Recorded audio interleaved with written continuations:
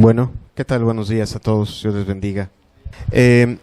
Quiero recordarles que tenemos algunas semanas hablando en un ciclo que hemos llamado Dios nos ha hablado por medio de su Hijo. Hemos estado hablando de diferentes situaciones o presentaciones. Llevamos ya 5 o 6 mensajes anteriores a este, en donde vemos cómo en la Biblia, antes de que el Señor Jesucristo empiece a hablar, es presentado de muchas formas, de muchas maneras. Es anunciado por ángeles, es enviado un mensajero, nos es presentado por Dios mismo a través de una voz que se escucha en el cielo. De nuevo el mensajero que fue enviado delante de él nos lo vuelve a presentar como el Cordero de Dios. Vemos cómo Dios se toma el tiempo en la Biblia de mostrarnos cómo fue preparando al Señor Jesucristo para emprender el ministerio de salvación para con nuestras vidas, para preparar el mensaje que nos iba a transmitir. De verdad que si tú lees despacio la Escritura y te vas leyendo los primeros versículos o los primeros capítulos de cada evangelio, como que Dios la va haciendo de emoción. Pero vamos viendo una cosa: Dios va preparando y va alineando nuestros pensamientos para que nuestros pensamientos están preparados para escuchar lo que tenemos que escuchar, que los pensamientos estén preparados para recibir a aquel que tiene que hablar, que ya vimos en los 6 mensajes anteriores. No es un hombre, no es un profeta, no es un maestro, sino que es el Hijo de Dios hecho carne, el Rey del universo, el que está por encima de cualquier hombre, persona, religión, denominación, muy por encima de todas las cosas. Dios no tiene otro vocero, Dios no tiene otra palabra por encima de esa palabra.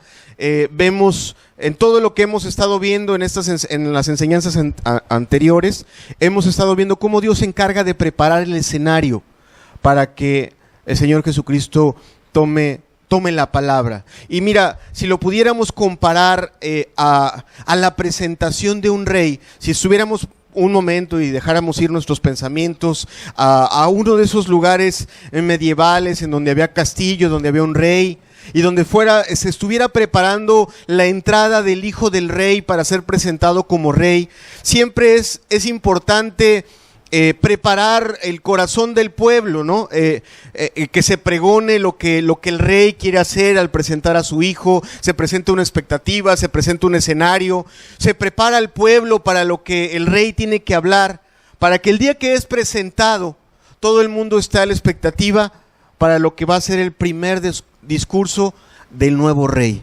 Amado, así es lo que hemos estado hablando hasta la semana pasada. Dios ha estado preparando el primer discurso del rey. Lo primero que Dios tiene que hablar, la primera palabra que el Señor Jesucristo toma al subir al escenario, lo primero que tiene que decirle al mundo.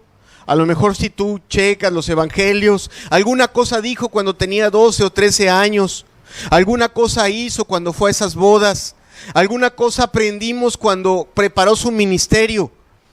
Todo eso es solamente la preparación del primer discurso que tiene que darnos a toda la humanidad respecto de lo que Dios espera de nosotros. Vamos a abrir la Escritura, por favor. Les recordamos que no vamos a estar proyectando los pasajes, sino que vamos a estar ocupando nuestras Biblias. Si alguno tiene necesidad de que le prestemos una Biblia, por favor levante su mano y con gusto le hacemos llegar una Biblia. ¿Cómo no? Hermanos, si nos hacen favor. Bien, también a nuestros hermanos, amigos que nos ven por internet en los diferentes lugares, les mandamos un saludo cariñoso, afectuoso. Y les recordamos que tengan su Biblia a la mano. ¿Solamente una Biblia necesitamos por aquí? ¿Ya la tenemos? Sí. Bien, aquí ya. A lo mejor ahí atrás sí se necesita. Perfecto, gracias. Vamos a abrir la Biblia en el Evangelio de Mateo, capítulo 4, versículos del 12 al 17. Mateo 4, versículos del 12 al 17. El primer discurso del Rey, el primer mensaje del Salvador, hemos titulado esta enseñanza. Amado, Dicen los que enseñan oratoria que lo primero que afirmas en un discurso, en un sermón, es de las cosas que se le quedan a tu auditorio, quizá de todas las muchas cosas que tengas que decir. Amado, el Señor Jesucristo ha venido a enseñarnos muchas cosas y ha venido a enseñarnos un camino, pero nunca olvides cuál fue su primer discurso, cuál fue lo primero que le habló a la humanidad. Lo primero que le habló a la humanidad es exactamente lo que Él tiene que hablarnos en primer término a ti y a mí. Ya lo tenemos, al tercer amén comenzamos. Mateo 4, versículos del 12 al 17. Dice la Escritura: cuando Jesús oyó que Juan estaba preso, volvió a Galilea, y dejando a Nazaret, vino y habitó en Capernaum, ciudad marítima, en la región de Zabulón y de Neftalí, para que se cumpliese lo dicho por el profeta Isaías cuando dijo: tierra de Zabulón y tierra de Neftalí, camino del mar, al otro lado del Jordán, Galilea de los gentiles.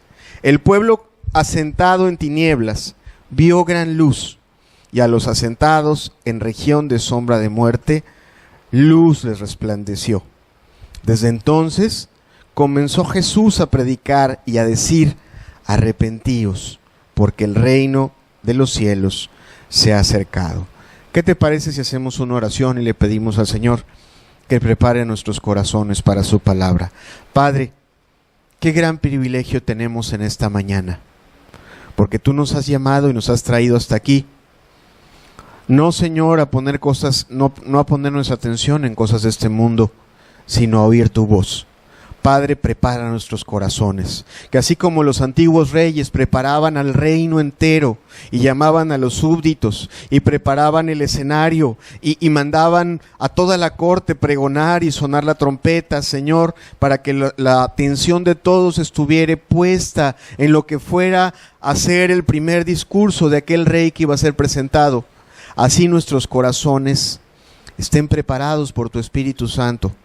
Así nuestros corazones estén dispuestos, así estén nuestros pensamientos alineados, Señor, a lo primero que tú tienes que decirnos a través de la boca de tu Hijo. Padre, ayúdanos a entender, ayúdame a mí a hablar en el nombre precioso de nuestro Señor Jesucristo. Amén. Amén. Amado, lo primero que tengo que decirte en esta enseñanza es que estamos en una encrucijada de ministerios. Estamos en la parte más alta del ministerio de Juan el Bautista y en la parte inicial del ministerio del Señor Jesucristo, y es, así como te lo digo, una encrucijada de ministerios. Uno que está en la cúspide y que empieza a venir a menos, y el otro que se cruza en sus inicios, en sus comienzos, para retomar o para ya tomar forma a lo que Juan el Bautista había preparado de antemano. El versículo 12, si lo leemos de nuevo, nos dice que cuando Jesús oyó que Juan estaba preso, volvió a Galilea. Tú recuerdas, y hemos estado hablando en las enseñanzas anteriores, cómo Juan fue preparando el camino, cómo fue hablando, cómo fue confrontando a la gente con sus caminos, con sus pecados, haciendo ese llamado, recordándoles pues que Dios estaba teniendo buena voluntad, pero también recordándoles ese día de juicio. Recordábamos también cómo la gente respondía a ese mensaje, se arrepentía, confesaba, se bautizaba. Y en la cúspide de su ministerio, si leemos la Escritura cuidadosamente, Juan es apresado por el rey, por Herodes, es llevado a la cárcel, es sometido, y amado, eso no debiera de extrañarnos. La Escritura nos dice que todos los que quieren vivir piadosamente padecerán persecución. Amado, ese es el sello del verdadero cristianismo. Cristianismo que no es perseguido, cristianismo que comulga y que va siempre bien con este mundo, es un cristianismo raro. El cristianismo de Juan el Bautista era un cristianismo que era una forma de vida muy diferente a la de este mundo. Lo que él enseñaba chocaba, causaba un efecto en el corazón de las personas, señalaba, era agudo. Por ejemplo, cuando este rey lo capturó, Juan le dijo: estás en adulterio, no puedes tener a la mujer de tu hermano. O sea, él no hablaba las cosas de manera agradable, suave o bonita, no era un queda bien. Él sabía que lo había mandado el Señor, como todos los que realmente aman a Dios deben de saber a qué nos dejó Dios en esta tierra. Dios nos dejó hacer luz del mundo y sal de la tierra. Nos dejó alumbrar a un mundo que está en obscuridad, y de eso vamos a hablar. Amado, Jesús escucha, nos dice el pasaje, Jesús escucha que Juan es apresado, y en ese momento que Judea, que Jerusalén, que el mundo se queda sin profeta. Dios no deja a la gente sin profeta. Dios levanta inmediatamente y envía a su Hijo a continuar aquella obra que el Señor, que Juan el Bautista ya había comenzado. Y amado, es interesante dar algunos datos de dónde comienza Jesús su ministerio rápidamente, sin abundar demasiado en ellos. Jesús comienza su ministerio en la parte más lejana del país, en la parte más remota. Galilea está bastante lejana de Jerusalén, y aparte era una ciudad despreciada. Si lo podemos ver ahí vivía la gente más ruda, la gente más tosca, gente no preparada. La gente de Galilea era ocupada, sobre todo los varones, para ser soldados. O sea, no había ahí mucha gente estudiada, no había ahí gente de grandes escuelas, no había grandes rabinos, ni eruditos, ni personas muy preparadas. Pero aquí vemos una cosa. Jesús conoce la necesidad. Aquí hay una parte importante. Jesús no comienza su ministerio en Nazaret, la ciudad donde él creció. Todos sabemos dónde nació el Señor Jesucristo. ¿Cuántos sabemos dónde nació? ¿En dónde nació? En Belén. Sin embargo, no creció en Belén, sino creció en Nazaret. Ahí se formó, ahí fue educado. Pero como vimos en algunas enseñanzas anteriores, de Nazaret fue excluido, fue despreciado, fue desechado, para que se cumpliera lo que dice la Escritura, que no hay profeta en su propia tierra. Todo eso sucedió, y sin embargo Jesús se va a donde estaba la necesidad, ahí donde estaba Juan predicando el evangelio, ahí donde estaban los pobres, donde estaban los necesitados, ahí donde estaba la gente quizá menos preparada, pero estaban ahí los pobres que necesitaban escuchar ese evangelio. Las vidas destruidas, ahí llegó Jesucristo a predicar de nuevo, a retomar o a tomar ya en forma su ministerio y a darle continuidad a algo que Juan ya venía haciendo: enderezar los corazones para que se volvieran al Señor. Ahora, él empieza en una ciudad llamada Capernaum, de la cual, si vemos por favor el versículo número 13, nos da algunas referencias interesantes que vale la pena que también pongamos por obra, porque tienen que pongamos atención, porque tienen mucho que enseñarnos o tienen mucho que hablarnos. Dice el versículo 13: y dejando a Nazaret, vino y habitó en Capernaum. Capernaum formaba parte de Galilea, de la región de Galilea, ciudad marítima, en la región de Zabulón y de Neftalí, para que se cumpliese lo dicho por el profeta Isaías, cuando dijo: tierra de Zabulón y de Neftalí, camino del mar, al otro lado del Jordán, Galilea de los gentiles. El pueblo asentado en tinieblas vio gran luz, y a los asentados en región de sombra de muerte, luz les resplandeció. Amado, aquí Mateo, que es un judío, que obviamente como buen judío acudía cada día de reposo a las sinagogas y conocía las Escrituras, toma este evento del inicio del ministerio del Señor Jesucristo y recuerda algo que está escrito en el capítulo 9 del profeta Isaías. Toma esa palabra y dice, cuando ve dónde empieza, él lo cita para darle un peso mayor a aquellos judíos que escuchan el evangelio, y les dice: acuérdense dónde estaba escrito que el profeta Isaías dice que había de comenzar su ministerio el Mesías. Y toma las referencias de esa ciudad de Zabulón y de Neftalí, describiéndola como una ciudad asentada en tinieblas. Y amado, esto es importante no es una mera referencia geográfica del lugar donde estaba Jesucristo, sino nos revela la condición que Jesucristo encuentra cuando inicia su ministerio y cuando empieza a hablarnos lo que tiene que hablarnos. ¿Por qué es importante poner atención a eso? Precisamente porque nuestra condición, la condición del mundo en el que vivimos, está exactamente igual que la condición de la tierra de Zabulón y de la tierra de Neftalí. Dice el pasaje que Zabulón y Neftalí estaban en tinieblas, y no porque estuviera nublado, no porque fuera una zona de cuevas, sino simple y sencillamente está refiriéndose metafóricamente a una condición, a la condición del ser humano. Cuando el ser humano pierde la capacidad de discernir, pierde la capacidad de distinguir, sobre todo cuando estamos hablando de cuestiones morales. La Escritura dice que el ser humano entra en una especie de ceguera espiritual.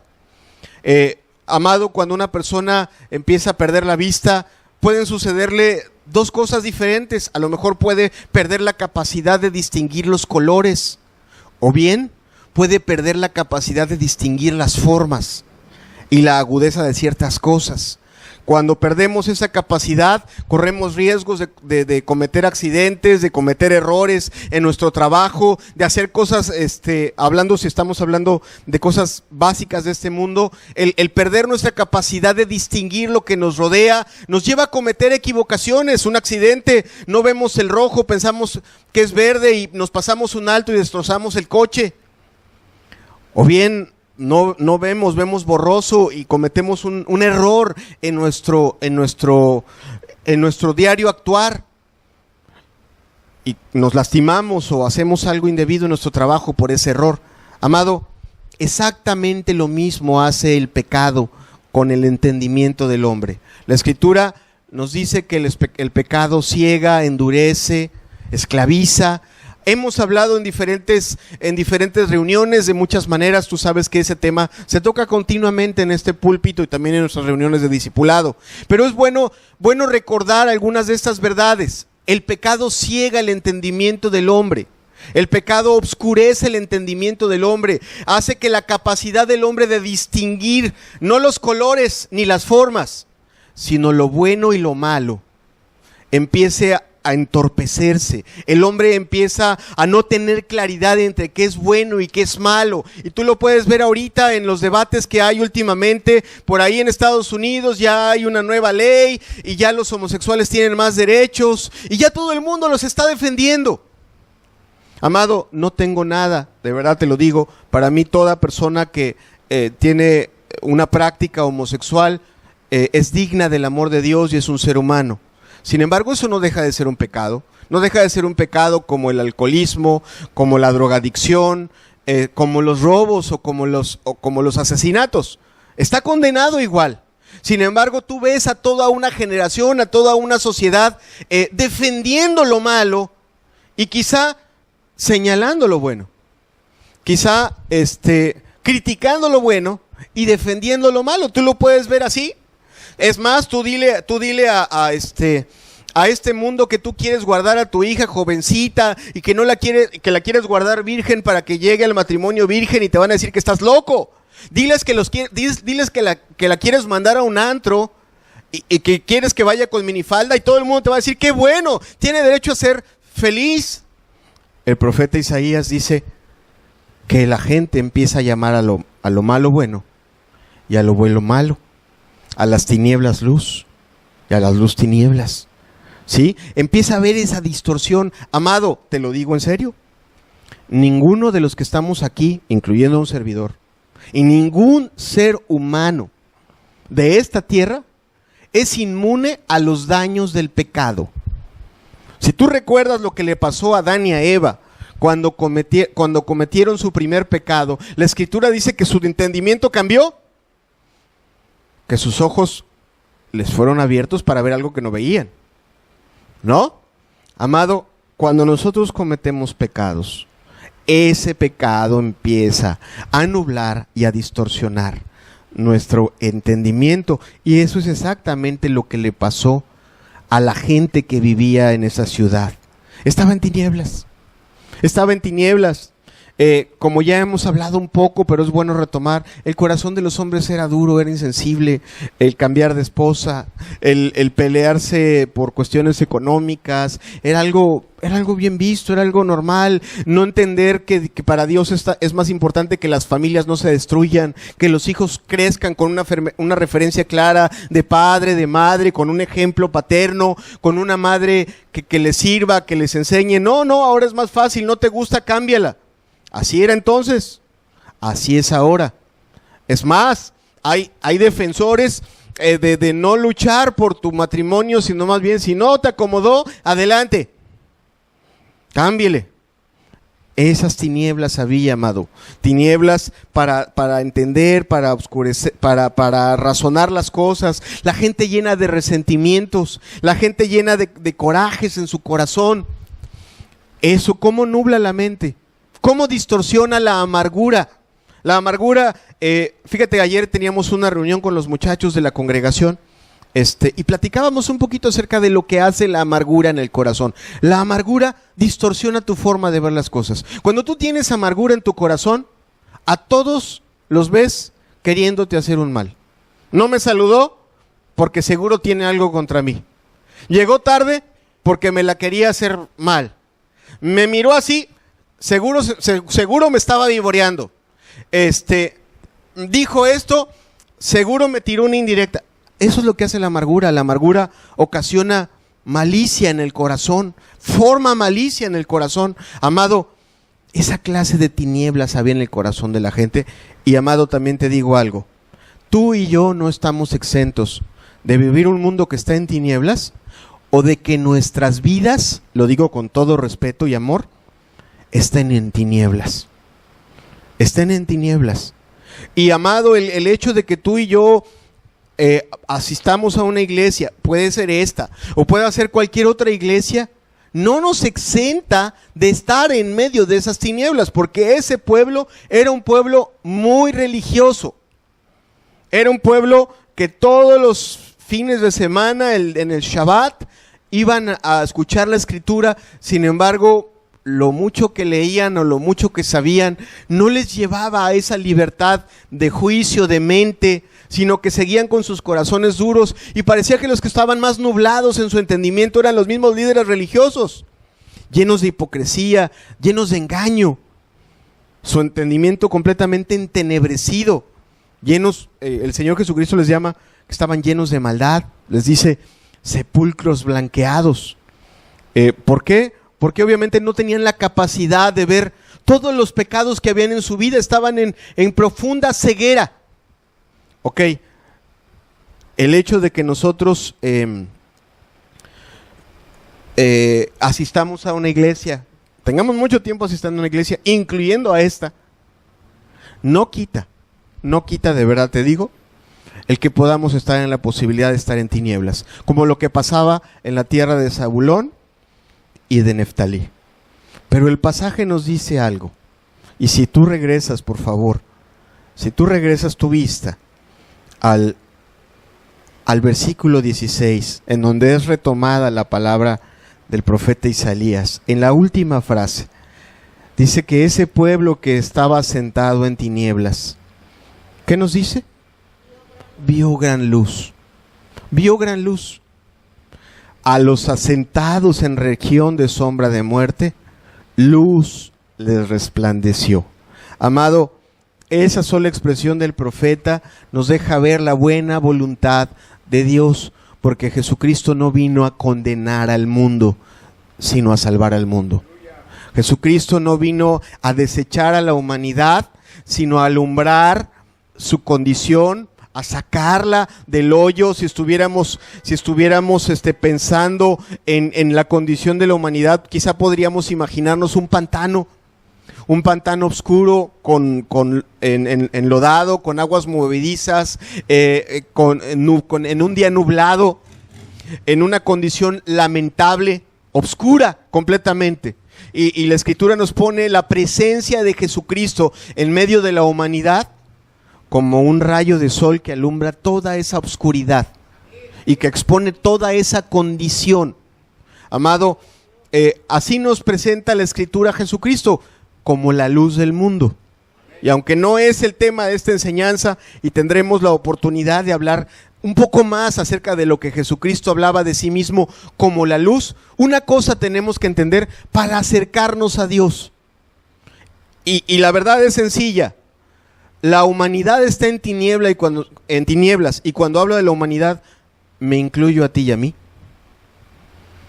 Y Jesucristo es la gran luz que se acercó a nosotros para alumbrar nuestro camino, nuestra condición, y obviamente para ayudarnos, no para perdernos. Ahora bien, pasa algo con la humanidad. Dice la Escritura que hay gente en esta humanidad que no se acerca a la luz, porque no quiere que sus obras sean alumbradas, porque no quiere que sus obras sean reprendidas. Hay un malentender la palabra de Dios o lo que Dios quiere hacer a través de su iglesia. La gente piensa que la iglesia está para condenar, cuando la iglesia está para alumbrar, para ayudar, para sacar adelante o para sacar a flote la humanidad. Bien, lo que sí tenemos que grabarnos tú y yo que estamos acercándonos a Dios, es que no tenemos que tener miedo de que la luz de Jesucristo alumbre nuestra alma. Y amado, nuestra alma es como un lugar oscuro. Te lo digo así y lo digo con respeto, pero entiéndeme la metáfora. Imagínate un sótano que siempre está encerrado, que se están guardando muchas cosas ahí adentro, que está húmedo, lleno de animales, lleno de insectos, lleno de telarañas, lleno de muchas cosas. Mientras permanece en la oscuridad, no hay problema, no hay problema. A nadie le molesta todo lo que pueda haber allá abajo si está solo. Pero cuando se enciende la luz, y están expuestos los animales que están ahí, los insectos que están ahí, la suciedad, las telarañas, todo lo que tú te puedas encontrar, obviamente empieza a incomodar, ¿verdad que sí?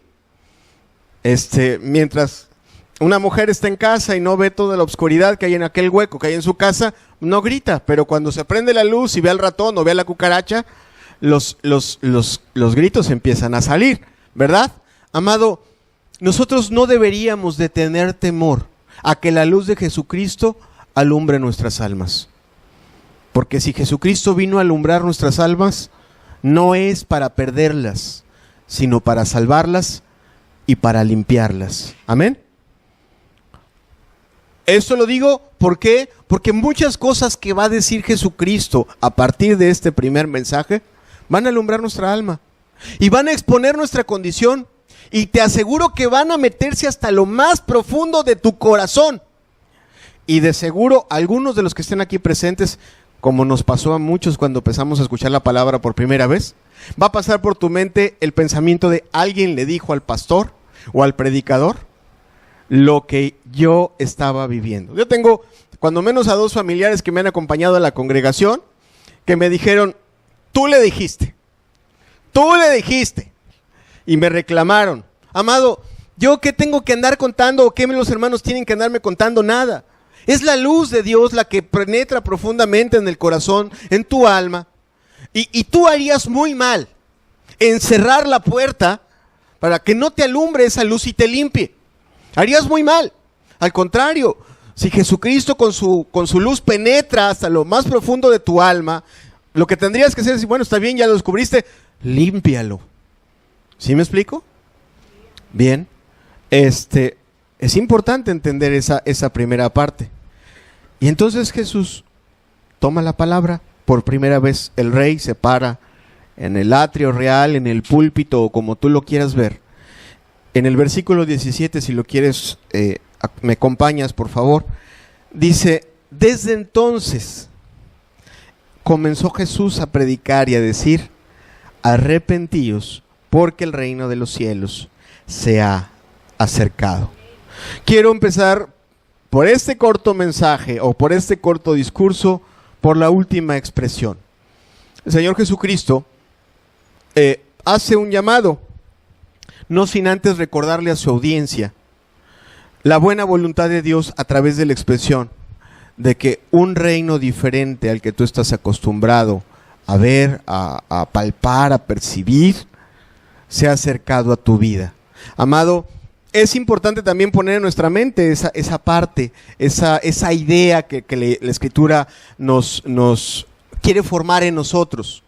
Lo que la Escritura quiere formar en nosotros es la esperanza de formar parte de un reino mejor al que estamos acostumbrados a vivir en estos días. Yo tengo 3 hijos y una de mis hijas constantemente me dice: yo quisiera irme a vivir a Canadá, porque alguna vez cuando era pequeña escuchaba que una de las ciudades de Canadá, si no mal recuerdo, bueno, no recuerdo ahorita si era Vancouver u otra, era una de las ciudades más seguras del mundo, aparte de que un familiar viajó allá y le platicó de las bondades del clima y lo precioso de algunos pasajes, y hasta la fecha han pasado varios años y ella dice: yo quisiera irme a vivir a Canadá porque me parece un lugar mejor.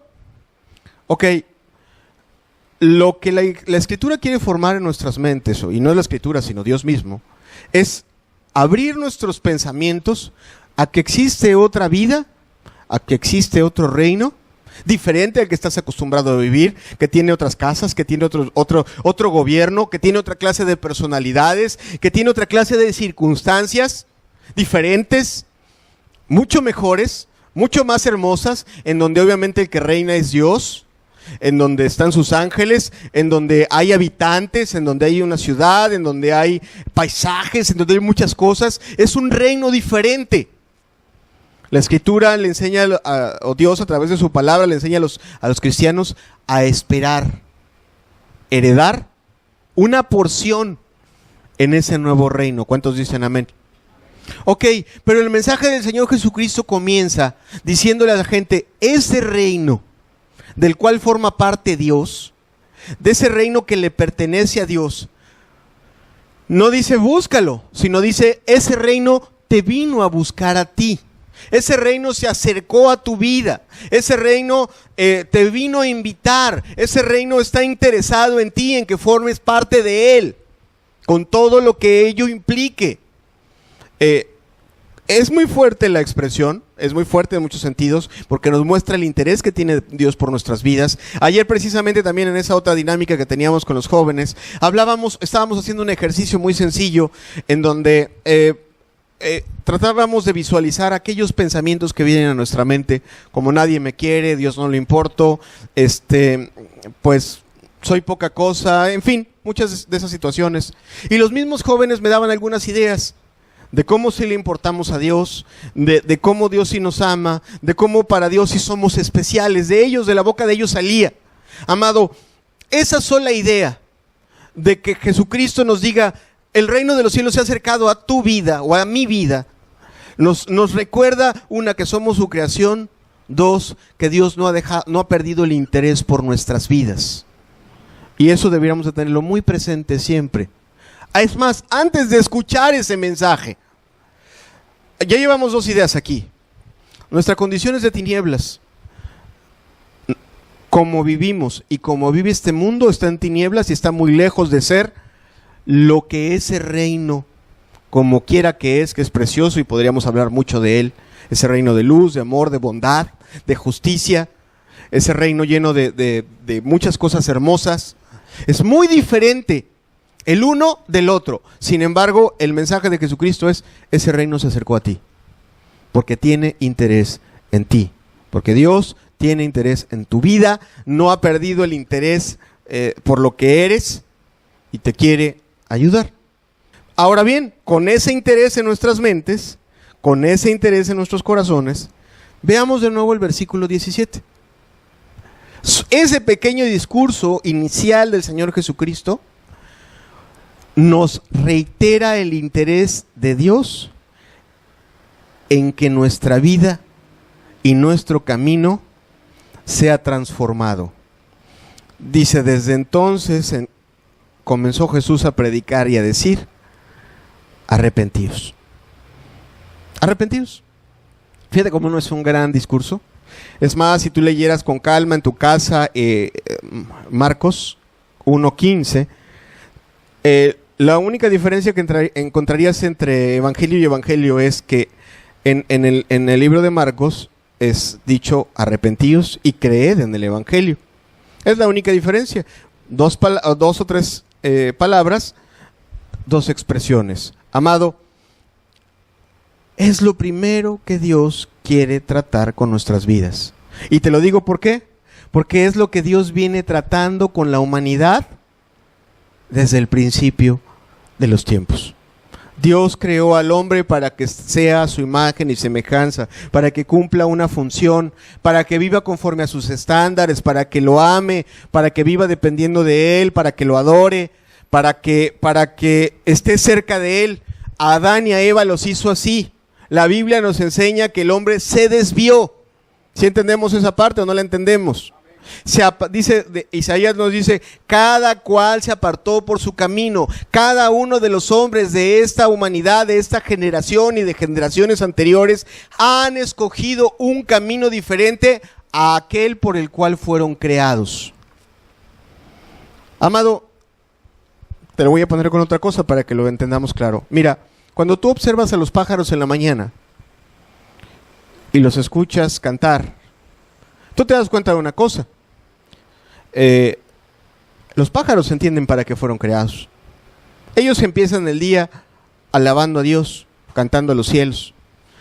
Está claro que ellos cumplen su función, vivir para la gloria de Dios. Y así pasan generaciones de pájaros. Un servidor tiene 40 años y ha visto muchas generaciones de pájaros a lo largo de toda su vida. Y está claro una cosa, ellos entienden perfectamente para qué fueron creados. Y cada día de sus vidas cumplen su función. No es así en el hombre, amado. No es así en el hombre. El hombre, más bien, en lugar de cumplir la función por la cual fue creado y nuestra función por la cual fuimos creados para la gloria y alabanza de Dios. No fuimos creados para hacer con nuestra vida lo que queramos. Entonces, cuando nosotros hacemos con nuestra vida lo que queramos y aparte lo maquillamos con un poco de religión, lo único que estamos confirmando es que nuestro camino se desvió. Estamos lejos de lo que Dios quiere de nosotros. La palabra arrepentimiento, más allá de señalar un pecado específico, está señalando que nuestro camino sigue nuestros intereses y nuestro corazón. Que nosotros vamos para donde nosotros queremos y no para donde Dios quiere.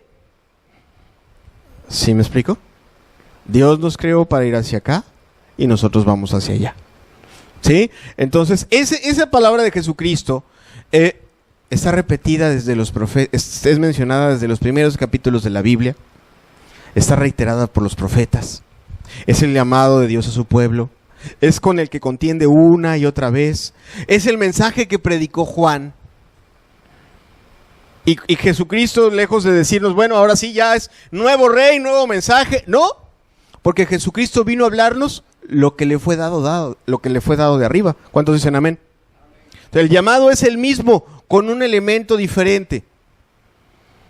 Antes, sobre todo en el Antiguo Testamento, y aún en el mensaje de Juan, brilla más la ira y brilla más el castigo. Brillan más las consecuencias.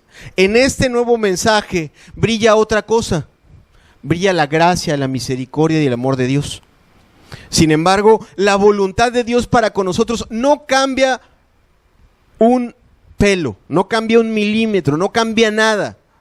Dios sigue esperando de cada uno de nosotros que nosotros dejemos de pensar de forma egoísta y que planeemos nuestra vida conforme a lo que a nosotros nos conviene y que pongamos la mirada en lo que Dios quiere de nosotros y lo sigamos. Eso es arrepentirse. Arrepentirse es cambiar completamente de mente. ¿Sí? No, oye, yo ya me arrepentí porque dejé de fumar. Ajá, espérame tantito. Porque dejaste de fumar, piensas que te arrepentiste, estás equivocado. Dime, por favor, para quién estás viviendo tu vida y te diré si estás arrepentido. Si tú ya dejaste de fumar o de tomar, pero sigues viviendo tu vida para ti y según a ti te conviene y sin considerar a Dios, tú no estás arrepentido. ¿Sí me explico? Porque arrepentirse es algo más que dejar pecados. Arrepentirse es dejar de hacer tu propia voluntad para hacer aquella voluntad para la que fuiste creado. ¿Sí entendemos esa parte? El que está arrepentido dice, ya no voy a dejar, ya voy a dejar de seguir lo que mis deseos me piden y voy a preguntarme lo que Dios quiere que yo haga y eso voy a seguir. Eso es estar arrepentido. No es dejar pecados. El que ve arrepentirse y dejar pecados tiene la mirada así, corta, enana, perdón por la expresión, así. Eso no es estar arrepentido. Estar arrepentido es, vivía para mí, ahora voy a vivir para Dios. Ahora, qué gran diferencia hay entre lo que predica la religión de hoy en día, que está en igual tinieblas que Zabulón y que Neftalí, en igual tinieblas que los fariseos, porque hoy te predican, acepta a Cristo en tu corazón. ¿Ya? Haces la oración del pecador, aceptas a Cristo en tu corazón, te declaran salvo, a los 3 días te bautizan y sigues viviendo como tú quieres. Eso no es lo que predicó Jesús. Jesús en su primer sermón no dice, acéptame y serás salvo. Jesucristo es rey. Cuando un rey se presenta frente a nosotros, mínimo deberíamos de agachar la cabeza. ¿Cuántos dicen amén? Deberíamos demostrar respeto. Aún lo hacemos cuando vienen reyes que no son de nuestra nación. Y cuando viene nuestro presidente, se nos exige presentarnos con cierto respeto por la autoridad que tiene, por la posición que tiene. Amado, si tú has estado en religión y has estado escuchando el acepta a Cristo en tu corazón, por favor bórralo de tu mente, quítate eso de la cabeza. Jesucristo, el aceptar a Cristo es como si tú estuvieras enfermo de cáncer y en lugar de darte quimioterapia, te dieron una aspirina que te quitó el dolor de cabeza nada más. Aceptar a Cristo no es la voluntad de Dios. Jesucristo predicó, arrepentirse. Dejemos de vivir para nosotros, empecemos a vivir para Él. Amén. Ahora bien, rápidamente quiero hacerte, aprovechando que estoy hablando de lo que Jesucristo te dije, quiero presentarte en una diapositiva que me van a hacer favor de presentar mis hermanos aquí. Las características bíblicas del verdadero arrepentimiento para que las tengas presentes y para que tú mismo hagas un sencillo examen en tu vida que debemos de hacer todos. La Escritura nos dice, examinaos a vosotros mismos si estáis en la fe. ¿Sí conocemos ese versículo? ¿Cuántos dicen amén? ¿Quiénes lo conocen? Levanten su mano, por favor. Quizá no todos, pero la Escritura nos manda a todos, si queremos entrar al cielo es como el examen profesional, amado. Tenemos que estar revisándonos a nosotros mismos si estamos o no estamos. Y entonces el verdadero arrepentimiento tiene 6 características que deberíamos de tener muy claras. Si me hacen favor de ponerlas, por favor. Las primeras 2 las tienes tú ahí. La primera es sentir tristeza. Ahí déjamela, hermano. Quiero que mientras hablo, queden ahí, se vayan grabando en la mente de cada uno de nosotros.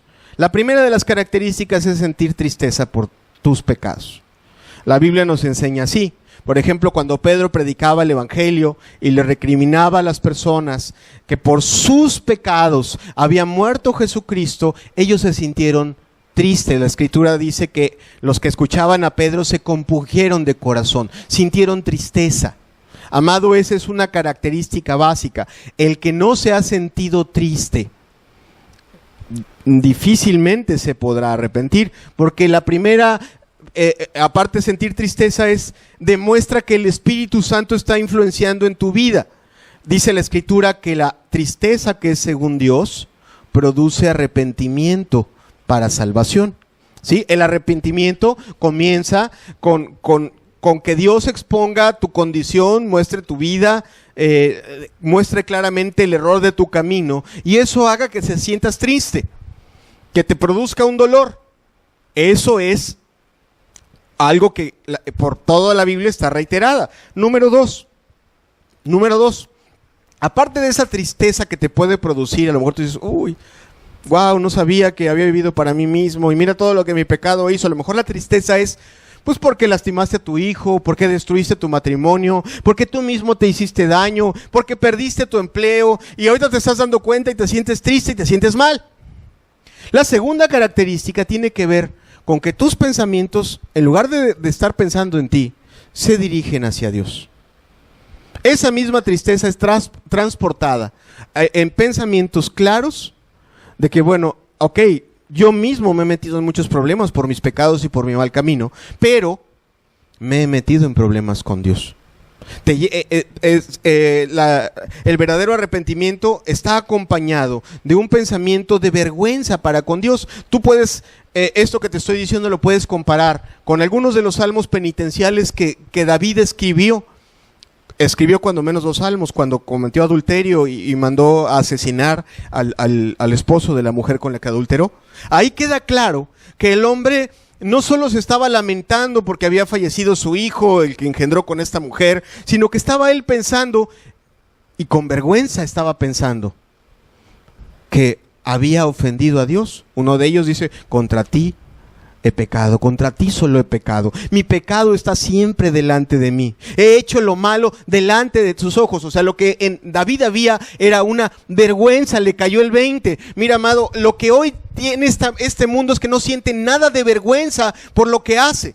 ¿Sabes a qué te enseña la religión? A no sentir vergüenza por tus pecados. De verdad te lo digo. Tantito pecas y la religión te enseña a tomarte la aspirina. Ya aceptaste a Cristo, abogado tenemos. Gloria a Dios, ya, tranquilo. A no sentir nada de vergüenza por lo que un pecado le produce a Dios. El pecado a Dios le produce dolor y deshonra. ¿Sí estamos entendiendo? Cuando el Espíritu Santo está sobre nuestras vidas influenciando, nos lleva como a David a pensar que lo que hicimos, aparte de habernos hecho daño a nosotros y de meternos en problemas y de mandarnos al infierno, también produce una deshonra al nombre de Dios. Eso debe de pasar. Eso pasa cuando el Espíritu Santo está sobre nuestra vida. ¿Qué más? 2 características más que tienen que ver con el arrepentimiento que Jesús enseñó. El arrepentimiento que Jesús enseñó, Juan y los profetas, incluye, el verdadero arrepentimiento incluye el que cuando tú te sientes triste y te sientes avergonzado, hay una confesión para con Dios. Piensas que lo ofendiste, piensas que hiciste mal a su nombre, que lo deshonraste. Y hay un ir con el primer ofendido. ¿Quién es el primer ofendido por el pecado, amado? Es Dios. Pues es ir con el primer ofendido y reconocer que cuando tú obraste cometiendo un pecado, lo hiciste haciendo tu propia voluntad. Que obraste como un rebelde. Y el confesarlo es importante. La Escritura nos enseña en los Proverbios que el que encubre sus pecados no prosperará, sino el que los confiesa y se aparta, ese alcanzará misericordia. Mientras nosotros mantenemos nuestro pecado aquí resguardadito, escondiendo lo que nadie sepa, que pequé, amado, no se lo tienes que decir a ningún hombre. La Escritura no dice que se lo tengas que decir al pastor, al sacerdote, al cura, al misionero, al evangelista, nada más. A Dios se los tienes que confesar. Pero es importante, porque Dios ya sabe lo que has hecho y cómo has vivido y hasta lo que piensas. ¿Cuántos dicen amén? Es importante en el arrepentimiento, según lo enseña la Biblia, que haya esa vergüenza y ese ir y decir: no tengo, tú has visto, es más, no vengo aquí a decirte lo que hice porque tú ya lo viste. Vengo a confesar la vergüenza que siento por haberte deshonrado. Vengo a decir que necesito tu perdón. Vengo a decir que necesito tu ayuda. La confesión es muy importante en el verdadero arrepentimiento. Es mucho más que decir de manera intelectual o leyéndola, porque a veces ya ni se la aprenden de memoria, sino la leen, esa oración del pecador. No. Es algo que viene de acá adentro, a través de la influencia. ¿Qué más? La cuarta característica del verdadero arrepentimiento es ese abandono de la práctica del pecado. Si en ti, yo empecé hablando antes de hablar de esas características, que la cosa está clara. El arrepentimiento es que cambias de manera de pensar. Y si cambias de manera de pensar, obviamente tú luchas por vivir de una forma diferente a la que venías viviendo. Eso sella el verdadero arrepentimiento. El arrepentimiento falso de nuestros días, el arrepentimiento de acepta a Cristo. Todos los domingos, vengan, acérquense aquí al púlpito, todos confesamos acá los pecados en el altar, aquí. Pero nuestra vida no cambia y seguimos igual, nuestro mal carácter igual, seguimos gritando, seguimos ofendiendo, seguimos mintiendo, seguimos robando, seguimos fornicando. No. Cuando ya cambiamos de forma de pensar y de verdad si nos sentimos tristes y avergonzados, Entonces hay una lucha. Hay una lucha. Yo ya no voy a vivir deshonrando a Dios. Yo voy a vivir honrando a Dios. Hay una forma, hay un abandono de la práctica. Hago una aclaración. En un cristiano puede haber un pecado. Puede cometerse un pecado.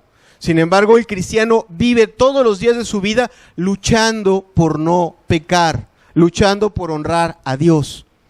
En ese caminar pudiera llegar a cometer alguna falta, pero es muy diferente a la vida de un corazón inconverso, sea completamente mundano o sea religioso.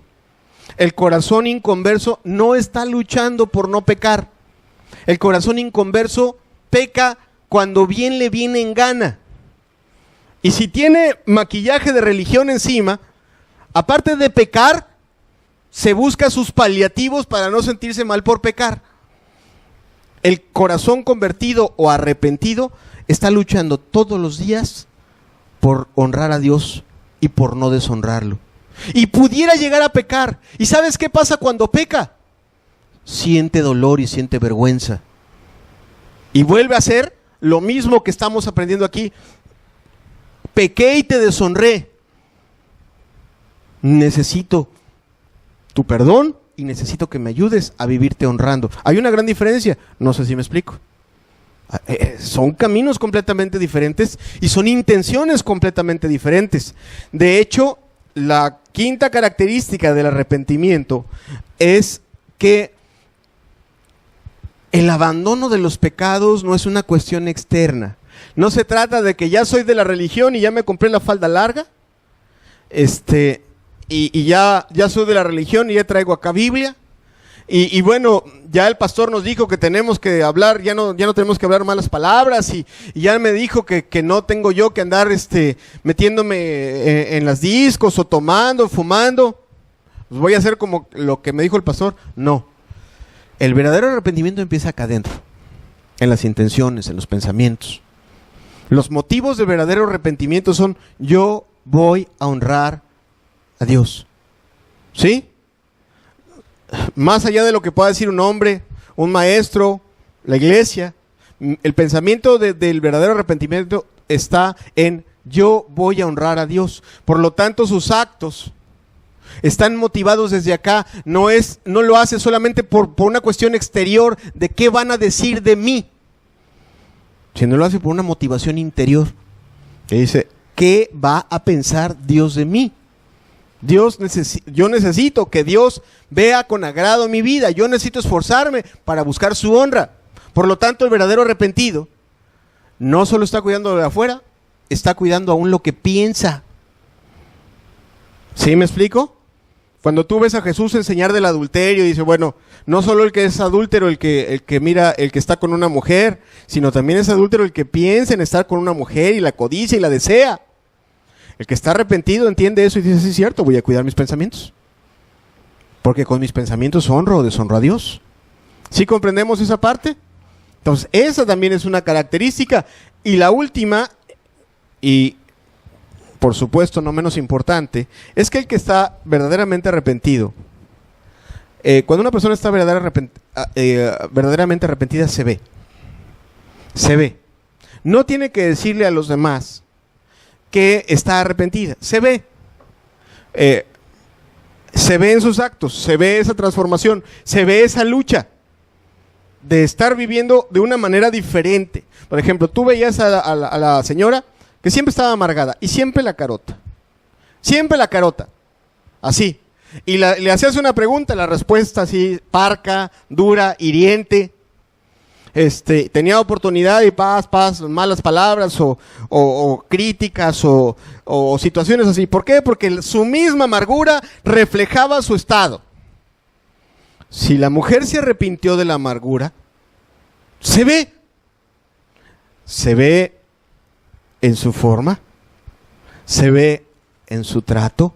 Yo recuerdo a una persona, a la primera persona que se atrevió con valor a predicarme el verdadero evangelio. ¿Cómo le amo? Quiero decirte algo. Era una hermana, era una señora mayor. Yo era entonces un muchacho soberbio de una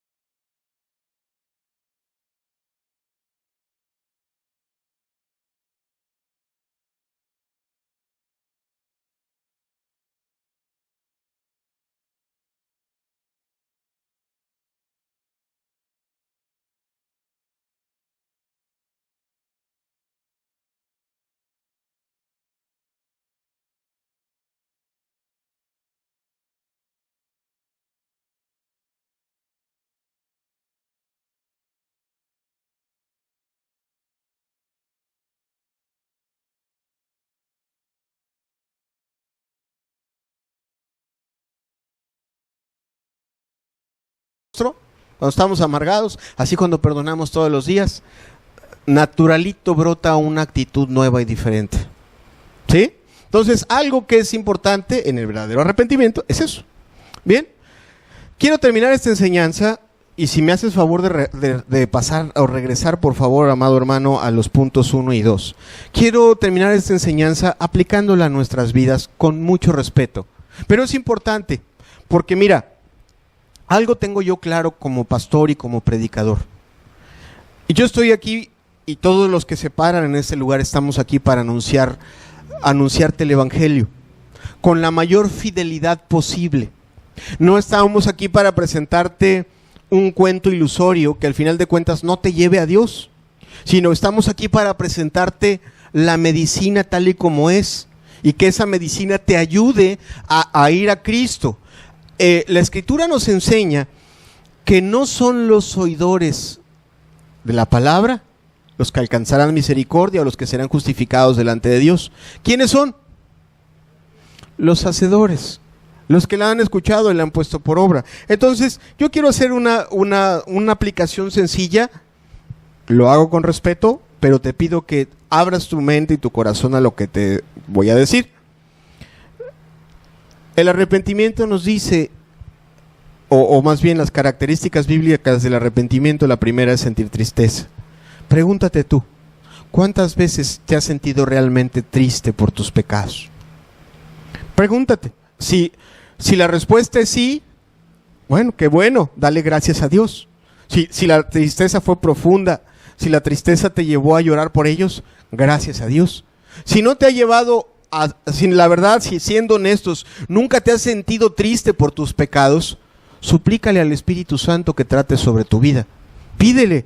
El Señor dijo en su palabra que Él enviaría al Espíritu Santo a convencer al mundo de pecado, de justicia y de juicio. Tú no vas a poder arrepentirte y ser salvo si el Espíritu Santo no trata sobre ti. ¿De acuerdo? Bien.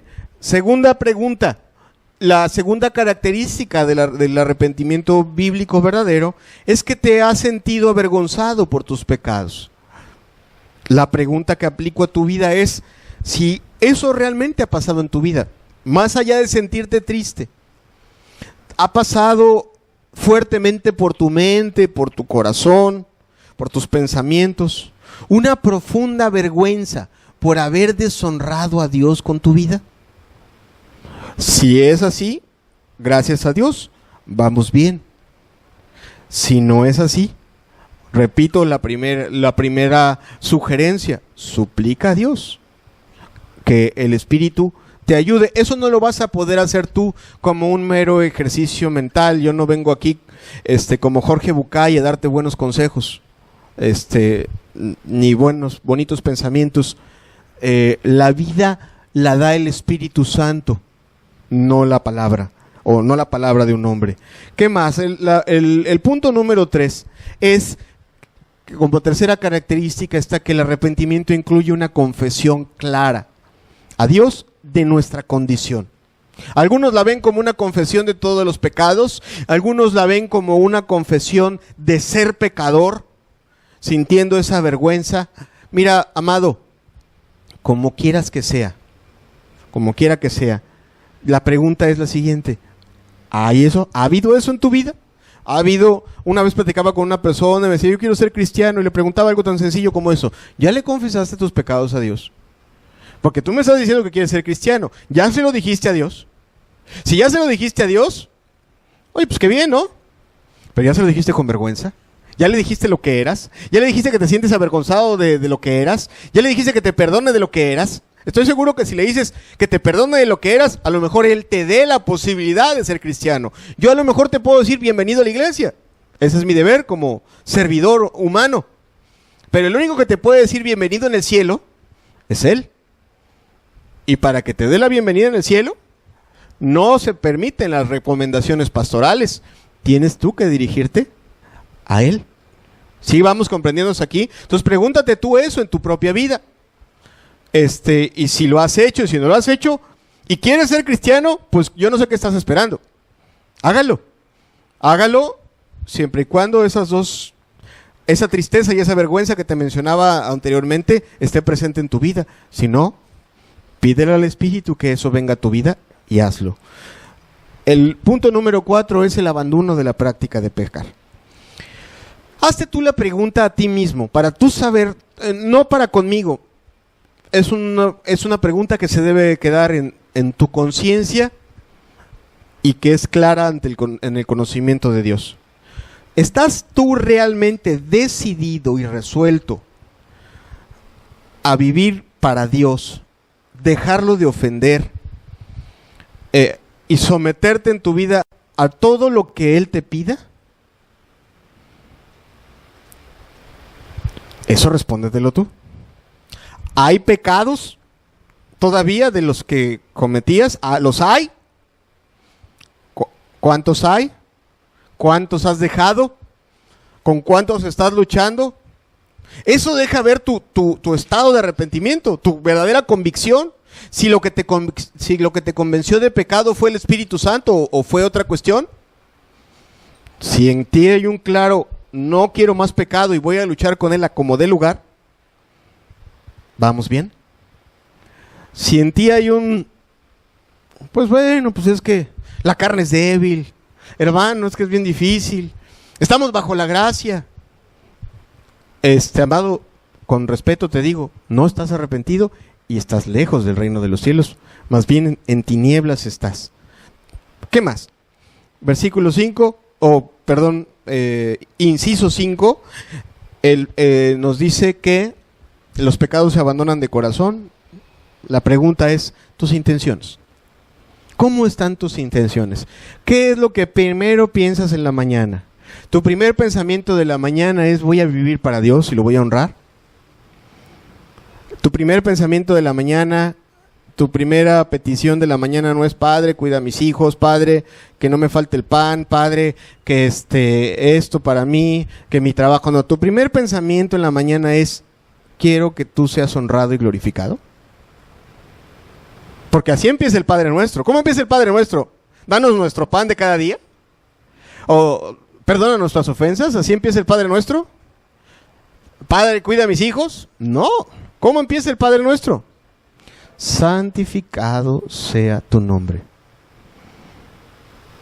Si ese es tu primer pensamiento de la mañana, el cual endereza tus intenciones y alinea tus pensamientos, para que tú, en el entender de que tú quieres honrar a Dios, y te lleva a pensar, bueno, que ni mis hechos ni mis obras te ofendan, entonces hay un arrepentimiento verdadero. Si no, hay que pedirle al Espíritu Santo que nos ayude a ir a ese arrepentimiento verdadero. ¿Qué más? Por último, el último punto, en el arrepentimiento verdadero se ve claramente un cambio de vida. Si alguno está en Cristo, nueva criatura es, ¿no? Bien, la pregunta para ti que te debes de responder tú es, dime una cosa, ¿cuántos cambios reales, claros, ves en tu vida? Quiero descartar algunos, porque, no dudo que Dios te haya ayudado a dejar algún vicio o alguna mala costumbre de este mundo. Sin embargo, no es la religión relajada de nuestros días. Te declara cristiano porque ya dejaste de bailar y de fumar. No. Pregúntate a ti mismo, a ver, usted ya perdonó de todo corazón, ya perdoné de todo corazón a mi mujer todas las cosas que me ha hecho, o a mi marido. Pregúntate si qué cosas sí realmente han cambiado. ¿Qué hay en un antes y en un después de tu propia vida? Así la vivía para mí, así la vivo para Dios. Eso tiene que quedar claro. Ahora bien, todo esto te lo digo por una sola razón y retomo la enseñanza y la termino al mismo tiempo. Jesucristo es un rey. ¿Cuántos dicen amén? Ok. Jesucristo es un rey ante el cual se doblará toda rodilla. ¿Cuántos dicen amén? Jesucristo es el que nos está diciendo este mensaje, no un servidor. ¿Cuántos dicen amén? Ok. Todo eso es importante. Él es el que se acercó a tu vida. Él es el que vino a alumbrar tus tinieblas. Él es el que vino a invitarte a su reino. Y Él es el que vino a hablarte de su buena voluntad. Pero Él es también el mismo que te viene a decir, tu vida la vives como tú quieres. Y a mi reino no vas a poder entrar viviendo tu vida como tú quieres. Tienes que aprender a vivir tu vida para honrar a mi Padre que está en los cielos. ¿Sí comprendemos esa parte? Bien. Si tú has respondido ese llamado, bendito sea Dios. Si no has respondido ese llamado, ¿qué estás esperando? ¿Qué estás esperando? El reino de los cielos, te lo digo o te lo recuerdo por enésima vez en esta enseñanza, también se ha acercado a tu vida. Y también tú puedes, por la gracia de Dios, responder a ese llamado. No es ni imposible, no es ni algo que esté fuera de nuestro alcance, y mucho menos cuando la gracia y la misericordia de Dios están extendidas delante de nosotros para ayudarnos y sacarnos de nuestras tinieblas. Amén. Entonces, si tú no has respondido ese mensaje, que te digo de una vez, o te recuerdo, es el primer punto que Dios quiere tratar con nosotros. Jesús dice, el resto de lo que tú vas a escuchar son las enseñanzas para prepararte para ser un ciudadano del reino de los cielos. Pero, si tú quieres seguir viviendo tu vida para ti, por mucho que el Señor te diga que tienes que perdonar, así encuentre formas mucho más ingeniosas que las que tú ves en la propia Biblia, no lo vas a querer hacer. ¿Por qué? Porque tú vas a querer seguir viviendo tu vida a tu forma y a tu antojo. Sin embargo, si tú dices, no, amén, yo quiero acercarme a ese reino, yo deseo ese reino, yo quiero vivir de esa manera, de esa forma, yo quiero ser preparado para heredar esa promesa, todo lo que Jesucristo tenga que decir va a tener un valor especial para ti. Todo. Por ejemplo, lo que vamos a hablar la próxima semana. La próxima semana vamos a hablar de algo que va a chocar completamente con nuestra forma de pensar, la que ha formado este mundo hasta el día de hoy. La próxima semana vamos a hablar del concepto divino de felicidad. Es completamente diferente al de este mundo. Si tú dices, amén, yo quiero ese reino, yo quiero hacer las cosas y ver las cosas como Dios las pide, para ti va a decir, pues yo también quiero aprender a ser feliz, como Dios quiere que yo sea feliz, y no como este mundo me ha enseñado a ser feliz. Todo depende de si tú has decidido cambiar, si tú has decidido, con la ayuda y la gracia del Espíritu Santo, cambiar de forma de pensar. Amén. ¿Qué te parece? Hacemos una oración. Gracias por lo que nos has hablado en este momento. Yo quiero pedirte una cosa, Señor. Definitivamente, como lo hemos hablado en esta enseñanza, el arrepentimiento es la obra de tu Espíritu Santo. Quiero pedirte, Señor, por todos los que estamos aquí, primero por aquellos que tú has llamado con anterioridad y han decidido arrepentirse y vivir para ti. Que la influencia de tu Espíritu en nuestras vidas sea tan grande, Señor, que podamos permanecer en esa decisión. Pero también, Padre, mi petición es para aquellos que tú llamas, que tú invitas a tu reino, Señor, el día de hoy, quizá por primera o segunda ocasión. Que la influencia de tu Espíritu también sea sobre sus vidas, también sobre sus corazones, Señor, para que tu Espíritu obre y produzca, como dice tu palabra, Señor, esa tristeza que según Dios que produce arrepentimiento para salvación. Que tu obra en nosotros sea completa y sea perfecta, y que podamos responder por tu gracia, por tu llamado, a la palabra, a la invitación que tú nos has hecho, Señor. En el nombre precioso de Jesús. Amén.